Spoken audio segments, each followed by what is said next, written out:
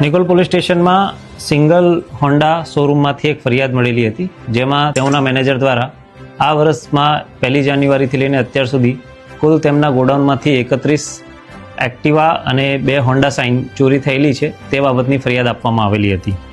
જે બાબતે LCB zone 5 દ્વારા તપાસ કરતા કુલ 3 આરોપીઓની ઓળખ કરવામાં આવી હતી, જેમાં મુખ્ય આરોપી તરીકે પ્રથમ શાહિદ ઉર્ફે બડા કાલુ, મોહમ્મદ આરિફ શેખ જે હોન્ડાના ગોડાઉનમાં કામ કરે છે, બીજો આરોપી કાયદાના સંઘર્ષમાં આવેલો આરોપી છે જે પણ હોન્ડાના ગોડાઉનમાં કામ કરે છે, ત્રીજો આરોપી દિગુરાજ ઉર્ફે દિગુ દિલીપસિંહ રાઠોડ જે હોન્ડા શોરૂમની બાજુમાં આવેલા ટીવીએસના શોરૂમમાં કામ કરે છે.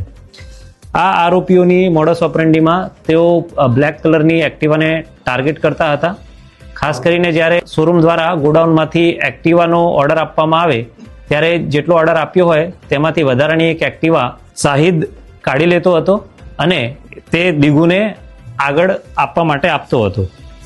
તેઓ ગ્રાહકોને એવું કહેતા હતા કે આ એક્ટિવાની અંદર ટેકનિકલ અને કંપનીમાંથી ખામી છે, જેથી કંપની અને શોરૂમ દ્વારા એક્ટિવા સસ્તા ભાવે આપવામાં આવશે. આ દરમિયાન શાહિદ જે દિગુને એક્ટિવા આપતો તે 18,000થી લઈને 25,000 સુધીમાં એક્ટિવા આપતો અને આગળ દિગુરાજ અલગ અલગ ગ્રાહકો શોધીને એક્ટિવા 4,000 થી 5,000નો ગાળો રાખીને અલગ અલગ જે ગ્રાહકો હોય એમને આપતો હતો.